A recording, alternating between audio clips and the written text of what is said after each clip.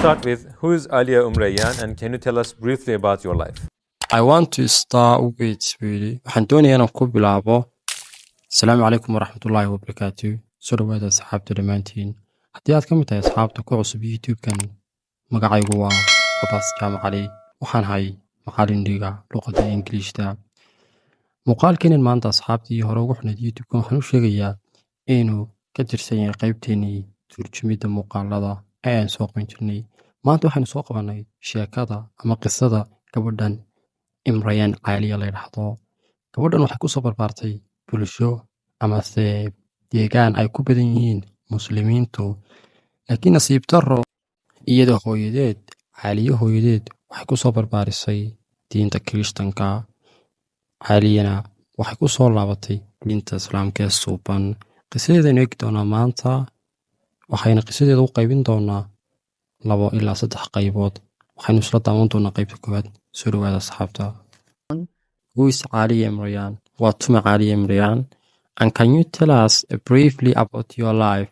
Unaga sheegi kartaa wax yar oo noloshaada ku saabsan ereyga briefly waa in yar weeye waa short time ma ku sharxi kartaa waqti yar oo kooban in yar oo noloshaada ku saabsan ma nagu sharxi kartaa weeye Well, thank you very much for the opportunity. I was born and raised in East London.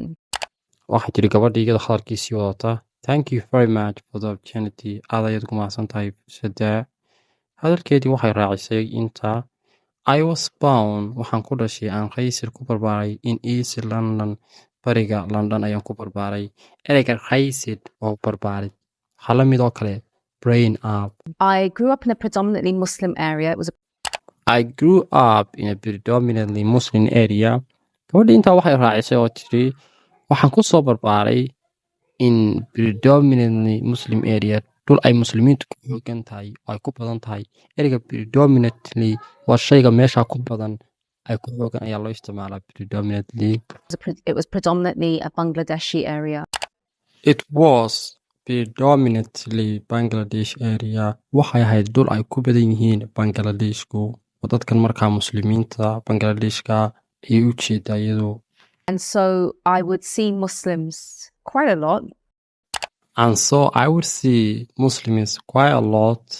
I took body and so Saturday I would see when arkijiray Musliminta quite a lot. Hoga niwan adu maxani ma badnayn tan arkijiray ka wada quite a lot waa in yaraan badnayn oo kale. Marka muslimiintu waan yara arkijiray ay noqonaysaa dan Soomaaliga inuu rugno. So I'm of mixed race. Gabadhi waxay tiri I am of mixed race. Anigu waxaan qoomiyad isku jir ayaan ahay oo ay ka wado hooyadeed iyo aabaheed inay kasoo kala jeedaan laba qoomiyad oo kala duwan.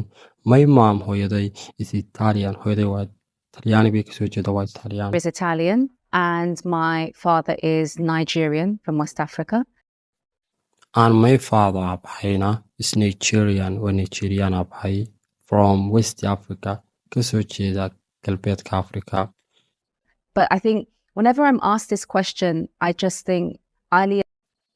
But I think whenever I am asked this question, laakiin waxaan u malaynayaa whenever markastaba I am asked this question aan su-aashan isweydiinayo I just think kaliya waxaan ka fikiraa Alia is a soul that wants to journey to Allah subhanahu wa ta'ala.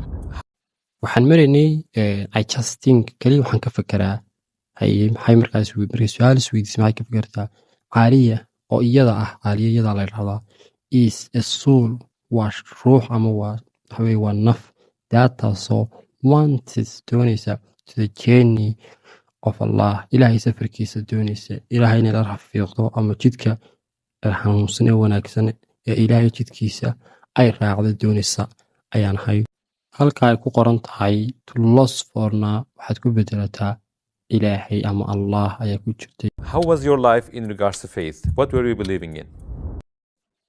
How was your life? Say noloshaadu waxay in regards marka loo eegayo to faith iimaanka yani waxaad iimaanku waa wax qofku rumaysan yahay ee aaminsan yahay marka loo eegayo waxaad aaminsanayd aad rumaysanayd say noloshaadu waxay What were you believing? maxaad aaminsanayd maxaad rumaysanayd I grew up as a Christian. I became a born again Christian actually as a teenager. I grew up as a Christian. waxaan kusoo barbaaray Christian ahaan, yacni Christian ayaan ahaa markii koowaad aan soo barbaarayeyba. I became waxaan noqday a born Christian again. Christian mar labaad dhashay ayaan haddana noqday. Actually as a teenager, run ahaantii markii aan ahaa teenagerku waa da'da u dhaxaysa 10 jir ilaa 20 jir, dhowr iyo 10 jirka ah. Markaasna waxaan noqday haddana maxay Christian mar labaad dhashay bay tidhi. I always believed in God. My mother raised me. I always believe in God. weligay waan aaminsanaa Ilaahay, anigu waan aaminsanaa.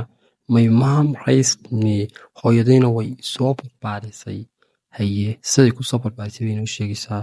In a way that encouraged me to be curious about life and purpose and the world.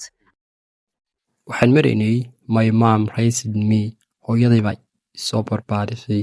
in a way siday soo barbaarisay that sidaasiyoo encourage me igu dhiirigelisa aniga to be inaan noqdo curious about life, mid doonaya inuu wax ka ogaado. Curious ereygaas waa qof raba inuu wax baaro oo ogaado wax walba, waxa ka dambeeya ujeedada ka dambeysa inuu ogaado.